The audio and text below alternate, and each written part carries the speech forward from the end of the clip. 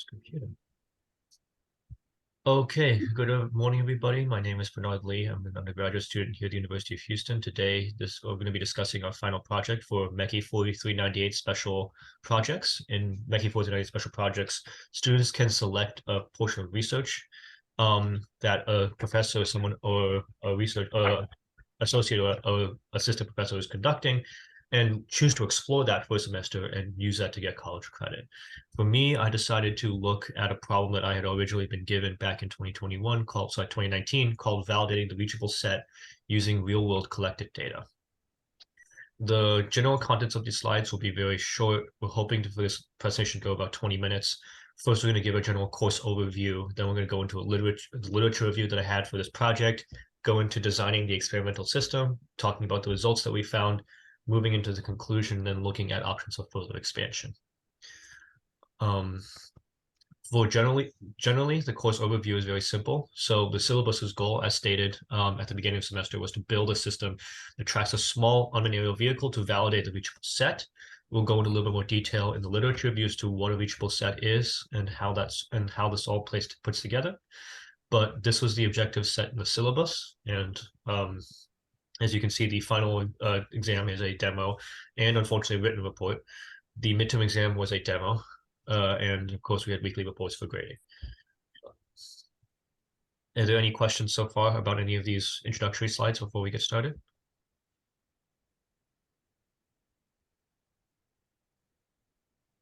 I am audible, right? Okay. You are audible. Okay, cool. All right. I'm just not able to read as fast as you. Oh, okay. Do you need me to go slow? I will. I'm ready to continue. Okay. All right. So first thing we need to talk about is literature review. So in the literature review section, I went over a large range of literature just to see where we can start on this problem. The first literature that's most important, of course, is Mohammed's dissertation and dissertation presentation, which, as you can see, went extremely well.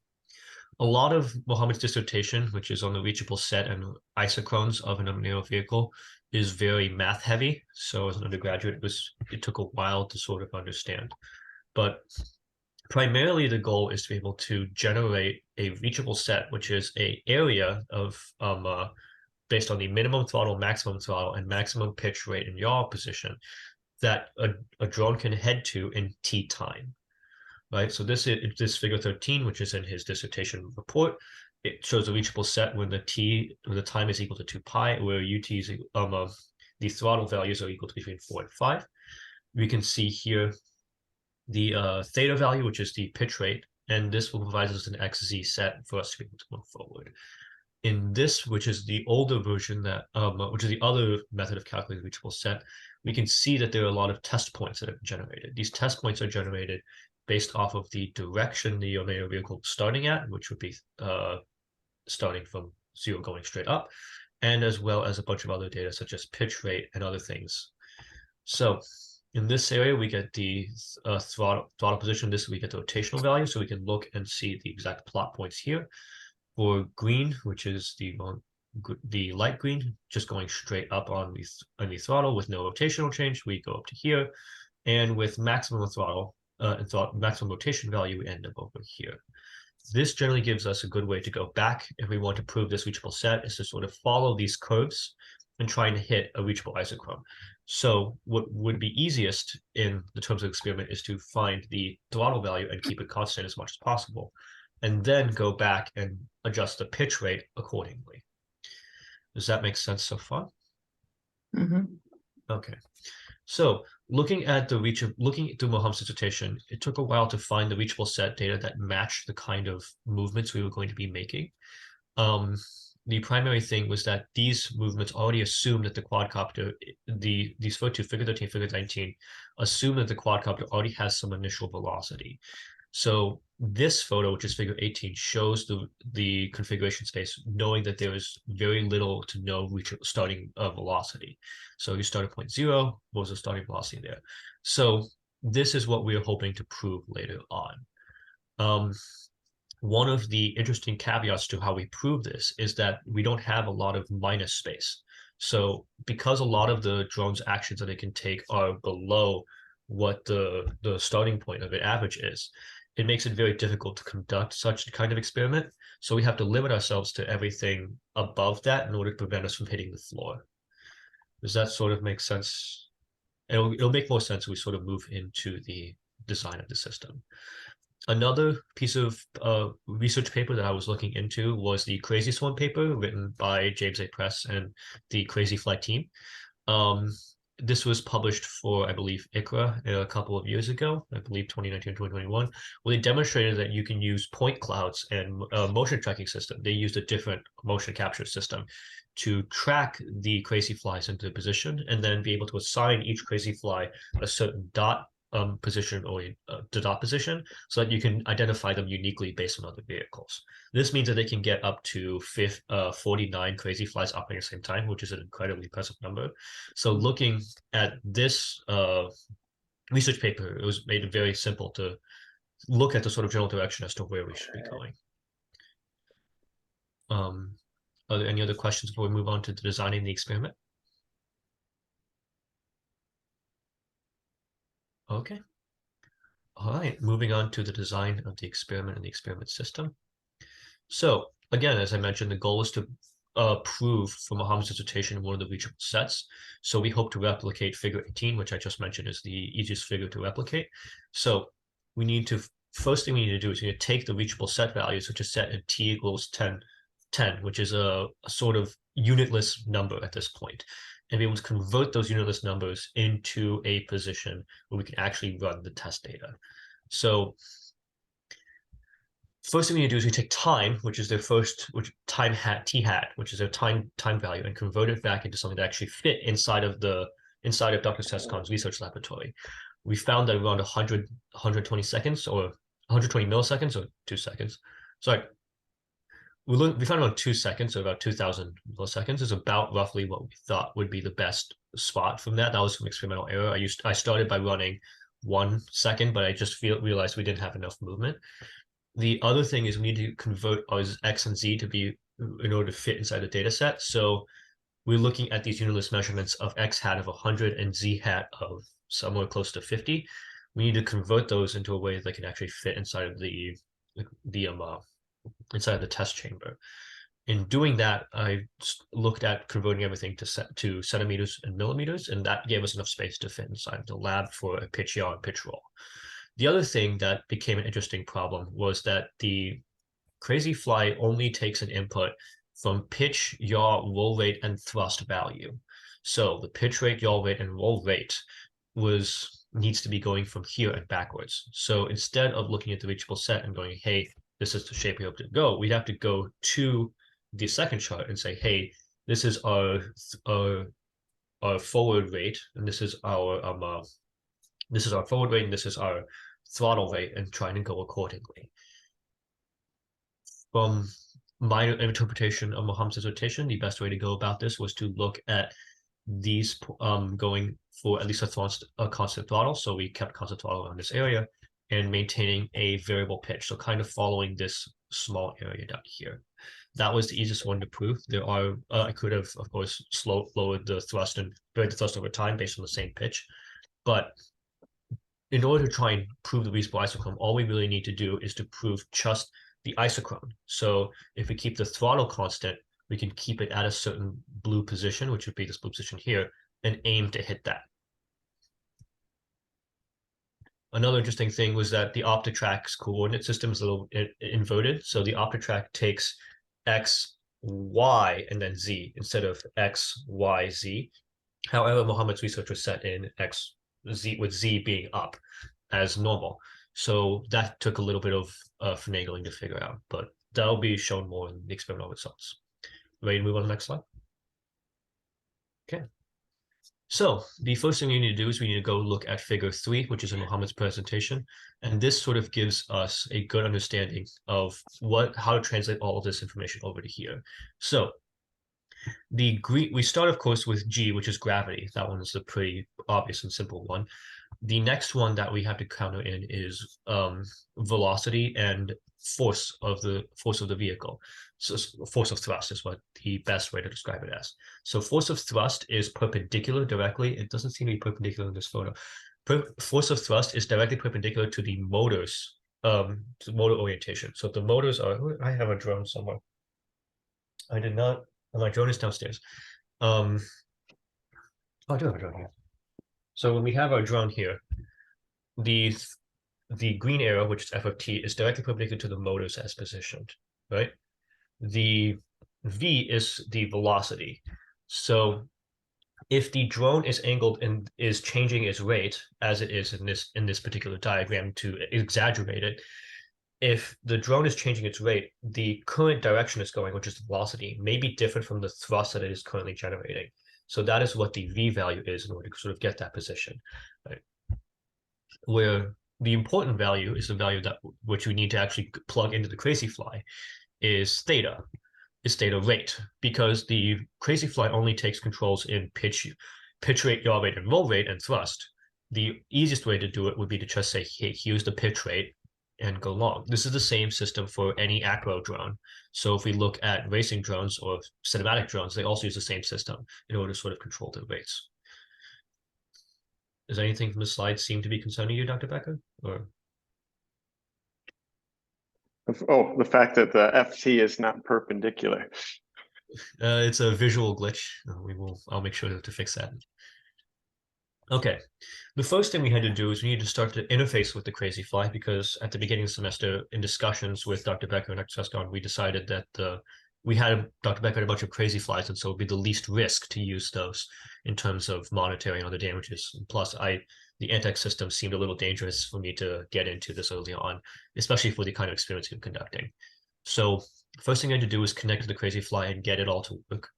Looking through the Crazyflie's documentation in an open source library, which was very vague, we did find the command that was necessary, which is called send set point. Send set point sets the roll rate, pitch rate, yaw rate, and thrust value. And all you have to do is just type in Crazyflie commander send set point, and it'll send it. Now, an interesting caveat that needed to be discussed that took me a while to figure out was that you needed to actually set it so that it sends the command within 500 milliseconds. If you don't, it would freak out and cause problems. This can be shown later in the code when I pull it up on GitHub. But with all of that aside, the other thing we had to do is install the virtual machine. Crazyflie has a couple of different ways you can control the vehicle. The easiest way is to use their virtual machine, which you can simply just use Oracle VM VirtualBox, get it installed, which is what they recommend you use, and it up and runs, which is very, very nice for us. The software, the Crazyflie operating service software, made it very easy to go in and test the vehicle to make sure that everything was working. And it also comes with Microsoft Visual Studio. So a lot of the code that I wrote was written inside of the Crazyflie VM, so that we'd be able to test directly. Moving on, the next step of this process was once we got the Crazyflie to work and connect, and we knew we were able to send commands to the Crazyflie, the next question to you is to say, well, what kind of tracking system do we want to use to be able to prove that the system is working? Immediately, we need to rule out the idea of using onboard gyroscope or logger, as I used in the previous experiment, because the onboard gyroscopes usually aren't enough to get the accuracy, and they're usually very vague. So the goal is to use some sort of outside positioning system to sort of track the vehicle and to be able to get the data we need. The first system, which is look at the old system that we developed, which is in Figure 30, is to use the same Tiny Hawk drone that I had, or using a Crazyflie instead, and be able to make the results repeatable, but have a GoPro film the whole thing. Unfortunately, that idea was ruled out pretty quickly, just because it would have taken a lot more time than we expected. It would have taken a lot more space than we needed, and we already had better equipment and systems lying around. The other system that Dr. Cescon recommended that we look at the beginning, which was the lighthouse positioning system. The Crazyflies have these two little Steam VR sets, which provide a single IR beacon. These are called lighthouses. And these lighthouses can be used to track the position of the Crazyflie in a room of given certain area. Now, I spent a month working on this system, starting in early September and ending somewhere around the beginning of October, trying to get installing the system onto Dr. Cescon for free, trying to get all of the systems plugged in and trying to get the configuration working. And for some reason, it wouldn't go past calibration for me. From what I understood, Cullen, who is another worker in Dr. Cescon's lab, has figured out a way to bypass the calibration section, but it drifts a lot more in his videos than I expected. So I kind of felt hesitant using that. And the estimation side, which is what we needed the most, gathering data back to the system, had to go through their API rather than through the Crazyflie system. That threw me for a loop, so I wasn't able to get around that. And so instead, we decided to switch over to the OptiTrack system, which was the final solution that we went with. So did you say something, Dr. B, or was it just background audio? Okay. All right. So the OptiTrack motion capture system is a very well-known motion capture system. There are, in fact, hundreds of drone-based motion capture systems. Funnily enough, I got the chance to, at AFRL, visit one of the first ones, which is a 60 camera positioning system used to test large unmanned aerial vehicles. It's sitting in Dayton, Ohio. The OptiTrack motion capture system uses reflective balls. It uses a minimum of 3, although the recommended is 4, to trap that reflect infrared light, so that when they fire these cameras with infrared filters, they'll be able to see these dots in this current orientation. And as long as cameras can see at least 3 out of 4 of them, it'll give us the correct orientation that we need. The next question, however, is how do we actually put these reflective balls on the surface of the vehicle? Started off with thinking I only needed one, because the primary goal of this was just to track the drone's position. So I designed these 3, these 3 little custom-made shields for the Crazyflie that just have a single OptiTrack ball installed. This had its advantages and disadvantages. The advantage was that it was very easy to get data acquisition because I didn't have to set up any rigid bodies. I didn't have to do anything else. All it did was track the position and it worked. The challenge was that it didn't give us enough data to make us feel like it was accurate enough. And it also had the chance to lose position every now and then. Because the marker wasn't set to a specific rigid body, or because the OptiTrack has been recognized as a rigid body, it had troubles going, hey, what is this thing? So I began designing a 3 and 4 position OptiTrack ball system using smaller balls that Yijin had provided. At the beginning, we were using these larger reflective balls that weighed a ton, which is another reason why we went with such a small design. But as we sort of found these smaller reflective balls, we were able to go into 3 and 4 designs. At the end of it, I decided to go with a much more rational and more like traditional positioning system, and designed this little adapter, which, as you can see, fits directly onto the Crazyflie system and works. This took about 2 to 3 weeks of design and development time. So all it did was just, hey, how do we CAD, print, run a test of the OptiTrack system, import that data into MATLAB and see what it looks like. But this is the final orientation you can see.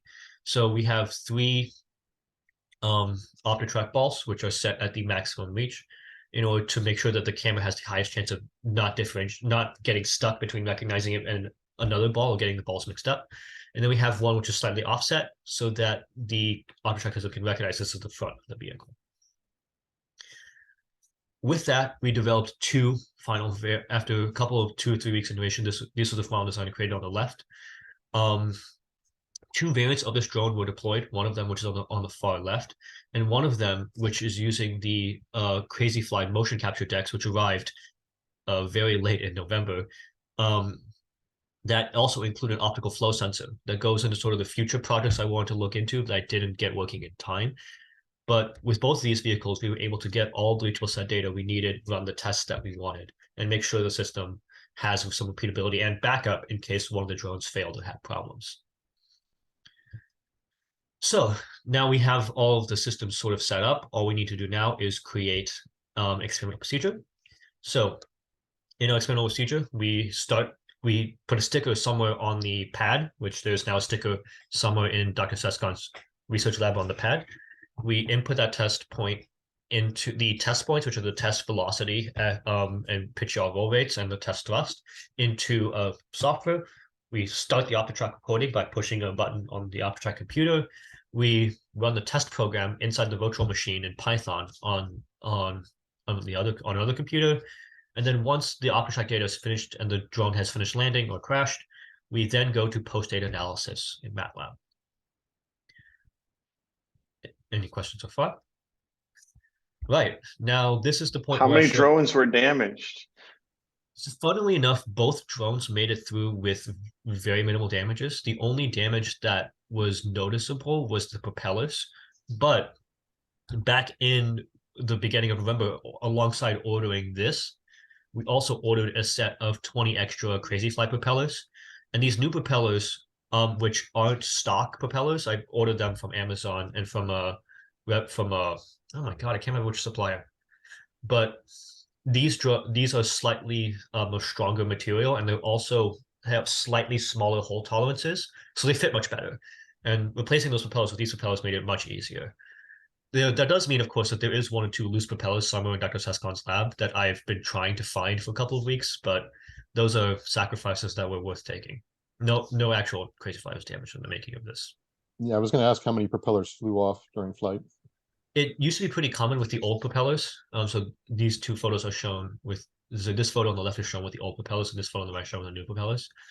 But once the new propellers were on, it looked like a charm. How does OptiTrack tell the difference between inverted and correct flight, since they're symmetric here? The answer to that is quite simply it'll be able to tell based on the velocity. The OptiTrack system is extremely smart in that if it recognizes that the drone has that the four ball positions have flipped itself upside down, it still recognizes that and as long as it's set to a rigid body, it'll notice, hey, this is the orientation that we're at. So in the video that I'm about to show here, we can see a video of the drone actually landing and not missing the target and landing the wrong direction. In doing that, the operating system actually still recognizes, hey, it's going inverted. So somewhere in the motive tracking software that they use, they have some magic that fixes that. Okay, let's show the Common filter. Probably common filter.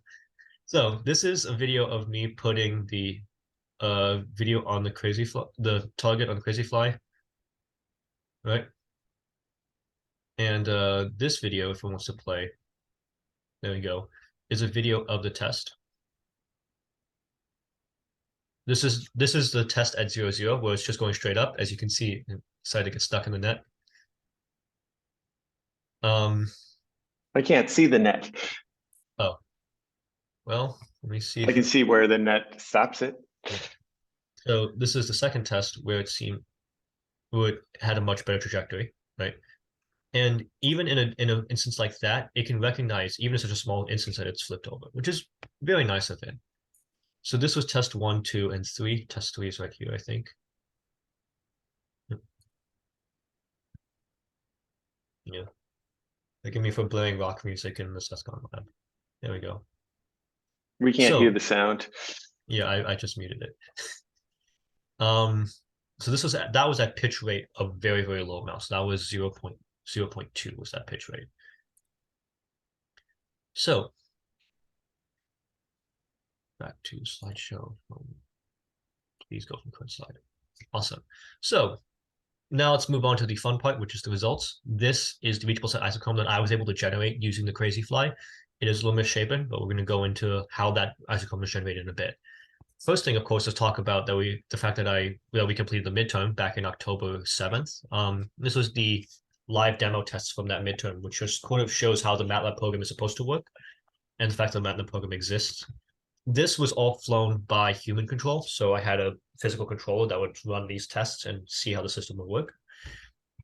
And the goal would be to stop it at the optimal max altitude or to stop it at a certain position. So going on to that, this right here is the actual experiment and all the experiment results. As you see on the left, this is the pitch rates that were selected. We selected a series of pitch rates going from 0 to 100, just to sort of get the step by step. And this is this is them stopping the optimal trajectory point. Now I make a differentiation between optimal trajectory point and the reachable set time t, in that the optimal trajectory point, all the drones spend a little bit of time hovering here, so from 0 up 100, but the OptiTrack system was started almost randomly at one of these hover points. So as you can see, some of those green lines don't start at 0. So bearing with that in mind, I used the MATLAB code to be able to say, hey, once it reaches this altitude, start the tracking for t equals a certain amount of seconds. and stop it if it crashes at a certain point, which is what these three look like. So this gives us our reachable set motion. Makes sense so far? And so you've got XYZ and Yeah. then as a function of time for all these things. So you could sync them up in time. And we Yes. could like put intermediate contours on time as this as well, maybe. Yes. We can actually go into the MATLAB code and show that later on once we go through the rest of the presentation. I'm happy to go through that in the review phase. So looking at this half of the shape, which is this red line, we were able to draw a reachable set isochrone, which looked like this. Now, when I first saw this isochrone, I was mildly concerned about it because it's not doesn't fit the perfect round shape that we expected. But in figure 26, for this particular variant, where rate equals 0 and the time equals to 2 pi, it does match up a little bit. So this is a little bit of me going back through Mohammed's dissertation and looking for the graph where this shape matches the best.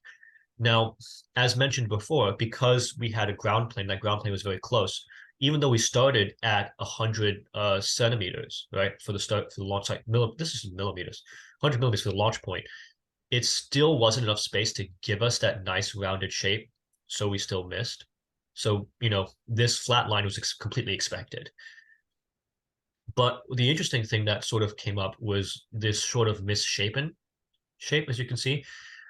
It doesn't follow a direct curve, and it doesn't bulge out at 0 when we expect it to bulge out at 0. So in Mohammed's dissertation and research, when the drone is supposed to do this, right, it should be able to go from this point to this point. But if it's starting from 0 and 0 and it's going up, Mohammed accounted for that in figure 26, where it sort of gives a little bulge here, but that bulge is significantly more pronounced in actual real-world experiments than it is in his research.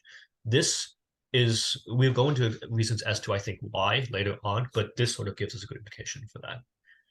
Any other questions on these two slides? So you say that it flies much faster sideways than anticipated. It's that, or for some reason, the thrust value doesn't seem to be giving us it seems to be slightly, when you're making let's go straight into that. So when you look at the result analysis, this is the trajectories that were plotted based on estimate, and this is the actual reasonable set isochrone. So because the shape is more irregular than anticipated, there were a bunch of different reasons as to why. The three ones that I've come up with are first, possibly Newtonian restrictions.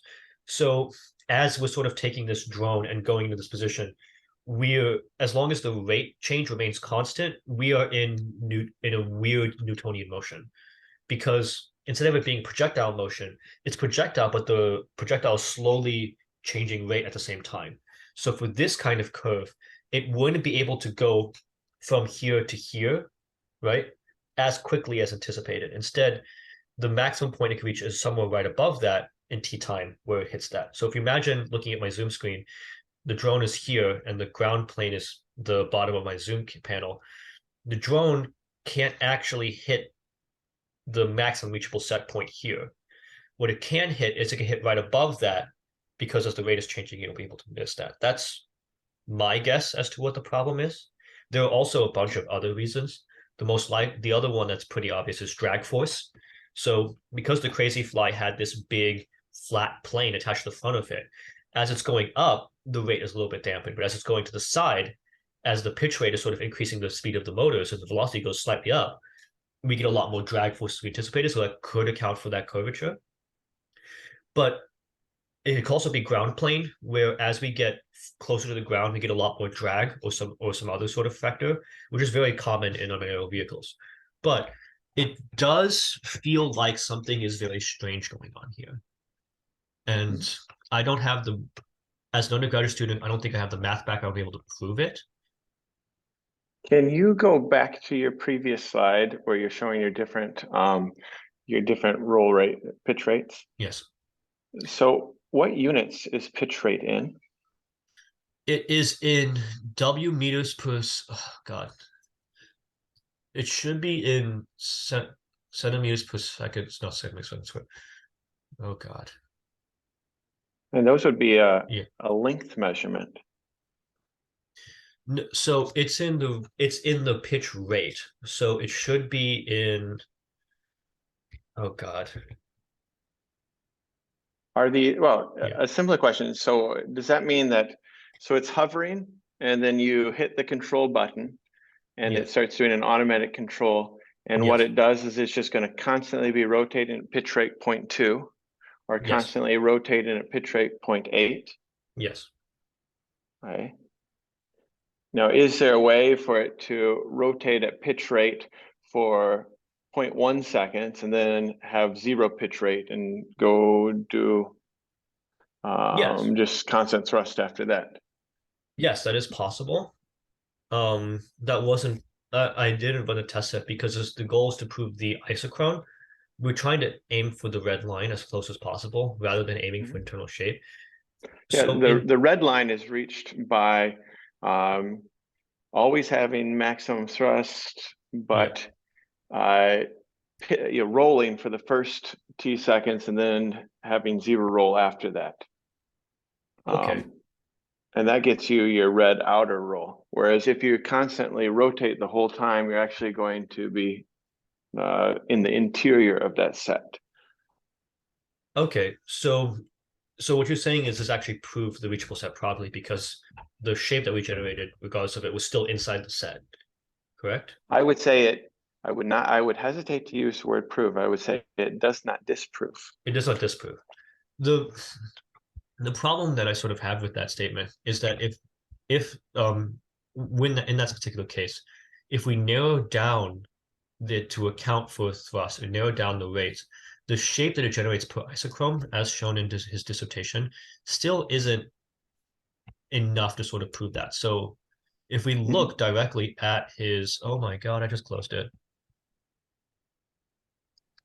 If we look directly at Mohammed's dissertation, which is right here, he sort of mentioned. One other question I wanted to toss in, one thought. Yeah. The values that you call out, like the 0.2 and 10 and 20, those are the requested rates, right? Those aren't Yes. the actual rates that were delivered. Is there a way to Yes. find out the actual rates that were delivered? Yes. So let me open that can go into data analysis in a little bit, but the OptiTrack system does contain, I will pull up the best take here in a second just to show. Right here. Okay. The OptiTrack system, this is the raw data coming from the OptiTrack system for the best take, which I think was take 3. And as you can see, it gives us a lot more data than we expected. So it gives us the rotation velocity, which is provided here in XYZ format, and then it's also providing the direct position. So the plots that were shown in the final with the position rates, if we plot the roll rates directly, we can see that when executed, so this is for 0.2, it executes those commands relatively within reason. Hang on, which test was this? This is test 3. Test 3 was pitch rate 0.8. So as you, so we do get some deviation. So it's getting us 0.10. It's also inverted for some reason, but it is within acceptable deviations for such a differentiation so small. If we go to a test such as max pitch rate, which was 10, you can also pull that up. Oh, that's not what I'm going to do.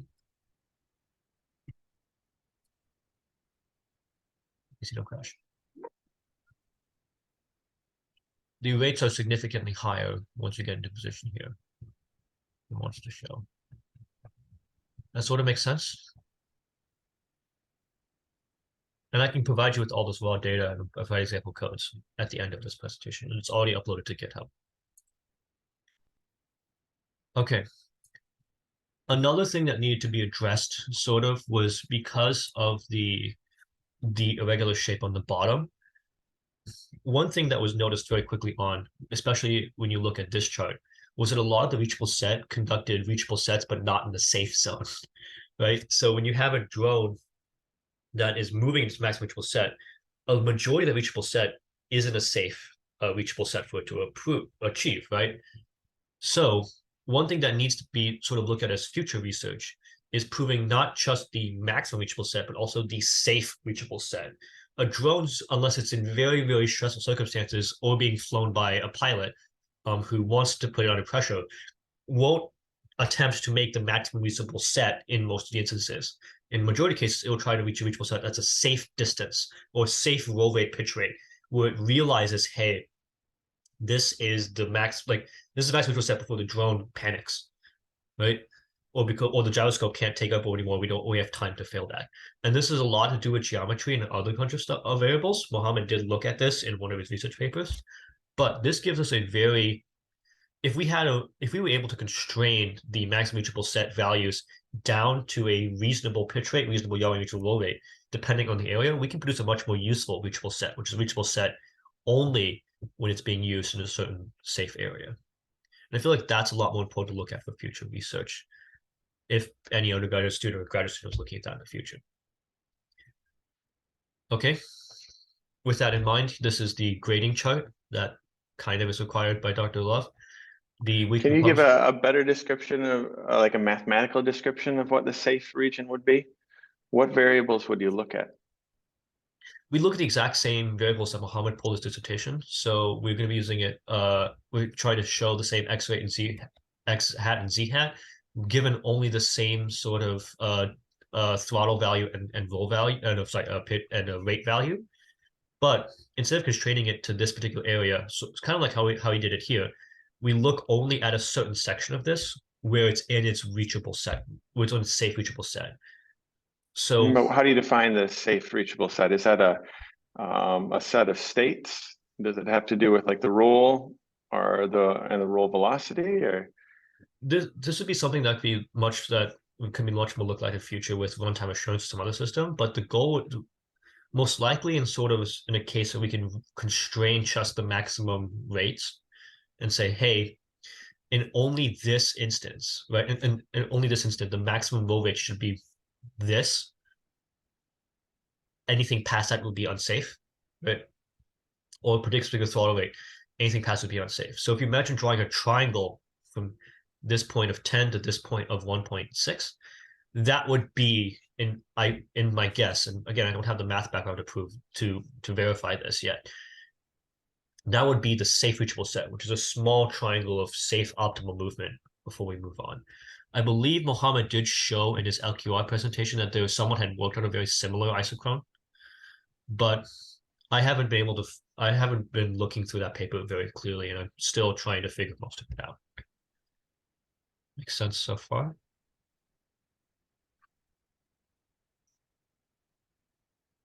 No, it seems to be giving me a lot of headache.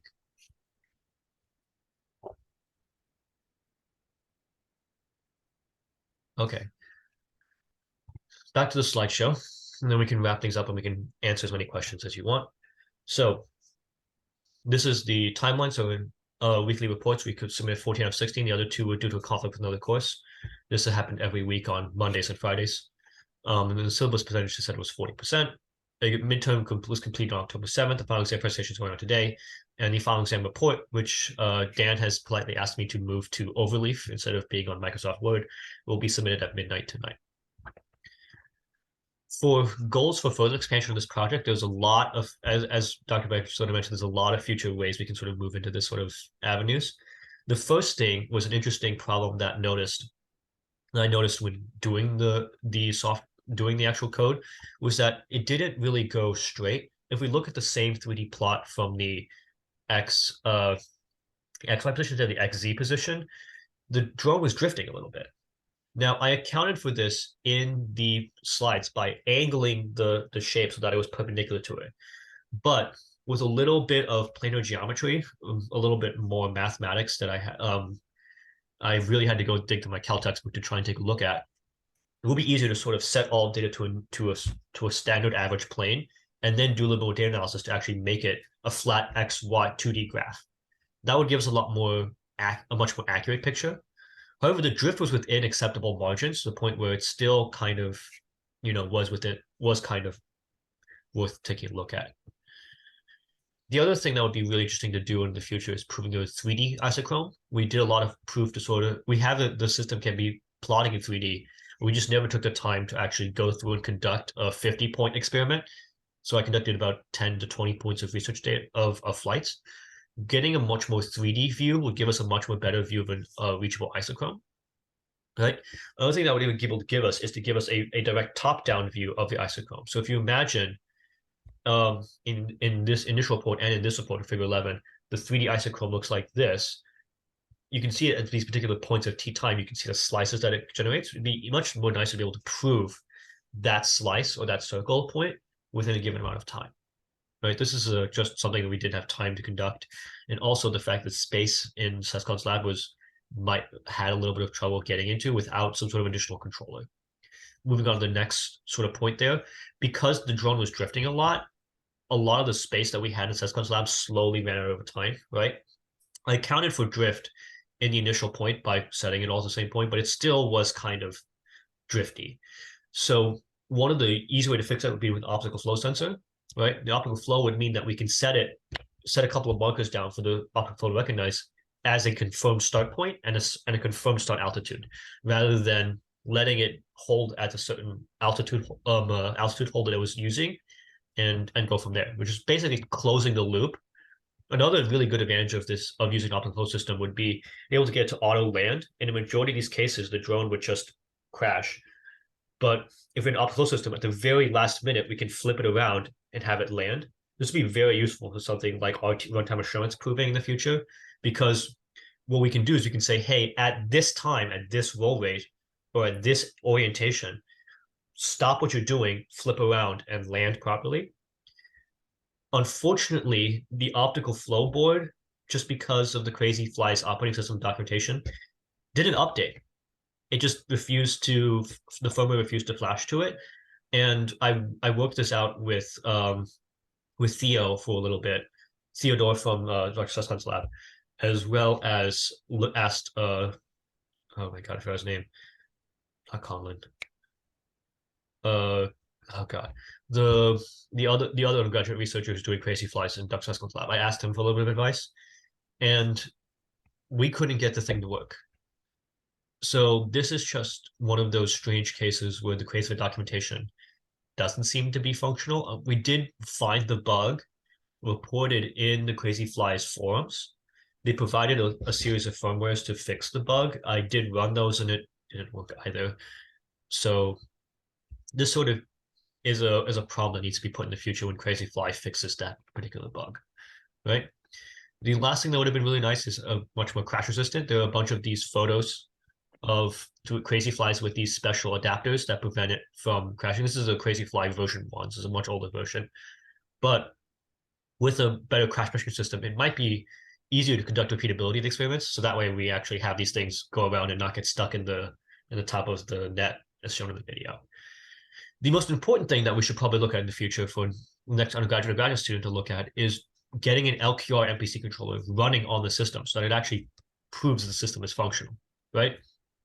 Mohammed began looking into this at the end of his dissertation. This is figure 32 and 34 of his dissertation, where he began looking at, hey, if we try to get the drone to go to point 1 or 0.6, and the actual drone control point looks like this, eventually with an MPC controller, we'll get within the reachable set's boundary. This would be much more nicer to prove in a real-world experiment where the boundary isn't sort of predetermined by his reachable set equations, and we can actually look at what the real boundary is. But personally, I don't have the background to this sort of fundamental. I haven't taken state space or solid state controls yet. The other thing was that I had access to Mohammed's dissertation documentation very late into this production document, so I got this copy of this around November when I asked Dr. Becker for it. And so we just didn't have enough time to implement something like this, but it's something that would be really cool to look at in the future. Thank you, guys. That is the end of the presentation. I have a lot of reference slides for you guys to look over, but that is it. Are there any general questions?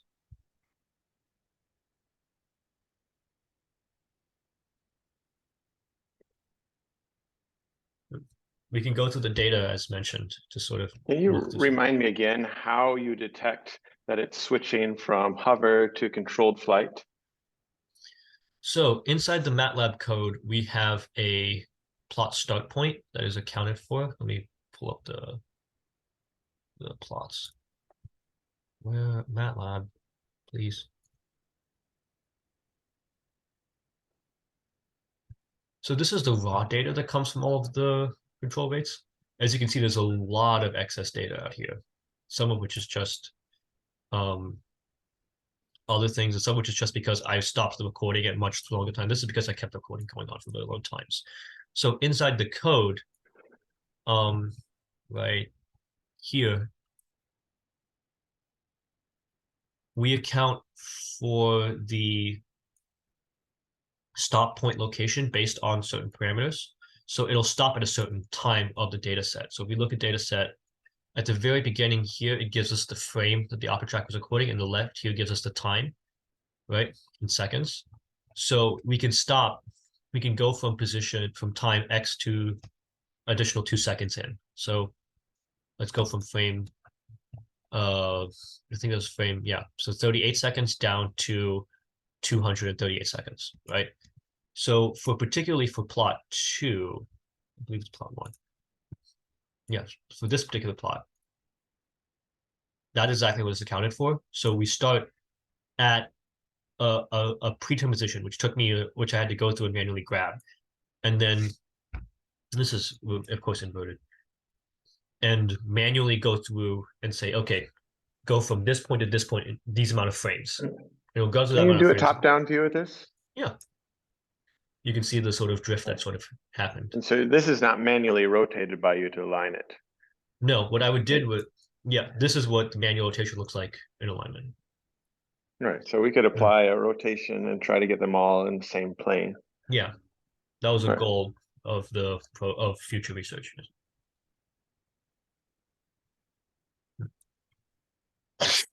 Yeah.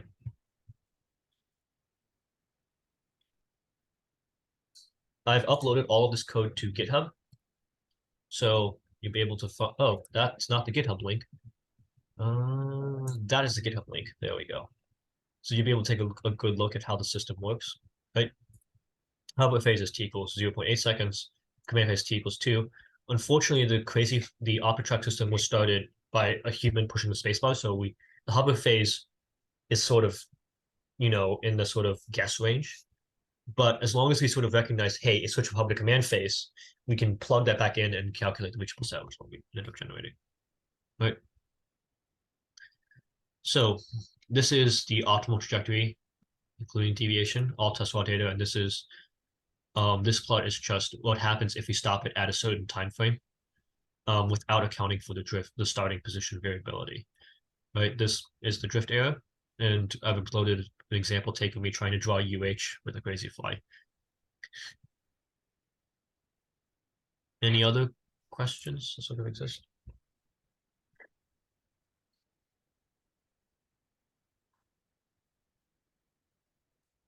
If you'd like to see the Crazyflie code, I have it on GitHub. Yeah, so the only question that I have, Bernard, so the Crazyflies, they come with their own stock controllers, right? Yes. So you use their stock controllers, I believe their PIDs, to get to the hovering position. Yeah, then when you give the command to the pitch rate, okay, because if we want to match what was done in Mohammed's dissertation, we want to constrain ourselves into the 2D, right? Yes.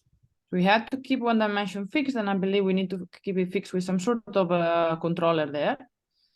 So something has to be, it's not open loop completely. And then you give the pitch rate command, and that you were giving it, say, manually, right? Yeah. So yes, so here we were able to set the pitch rate, roll rate, and yaw rate. This is a example where I started messing around with the roll rate. So we can set the pitch rate to be a certain value. Now in the so Crazyflie has a bunch of different modes, right? But the primary mode that it has that's stock, that doesn't have any sensors on it, is using a gyroscope to adjust the rate. So in Crazyflie command set point, which is mentioned in the documentation all the way over here, right here, I believe, it calls directly to the commander code, which is just the raw no sensor. There's a version that's with sensor set hover point that didn't work because the optic closest to the board refused to update. So in just raw, what it does is it sets the predicted rate. So in t equals 10 seconds, if this is 0, like if this is currently starting at 0, if we set the pitch rate to 1, in t equals 1 seconds, it wants to be here. In t equals 2 seconds, it wants to be here. So it wants to keep going. So what? Yes. So what this thing is doing is basically, if you give a the PID is rate, you have a PID. Yeah. So my question was: are we, to some extent, not matching the same conditions that were set in Mohammed's thesis? That was a little bit the disconnect I had. No, that's probably correct. Just because if, as Dr. Becker also sort of mentioned this a couple of minutes ago, if we were able to, let's say,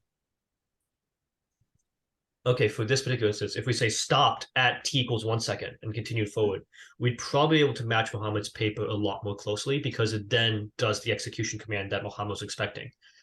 But what matters... I'm not sure. Yeah. Based on experience of crashing some of the Untax, in that case, when you crash, it's a bang bang, right? Yeah. The very first flight that I was going automatic, it didn't work and I crashed. And But what bothers me most about this is that, in particular, because the throttle rate's the same in the pitch rate, and even though the pitch rate is variable, we should see at least the same shape of an isochrone going out. So in this particular shape, we should see a shape close, like this, a shape that sort of radiates out based on thrust, and we're not seeing that shape.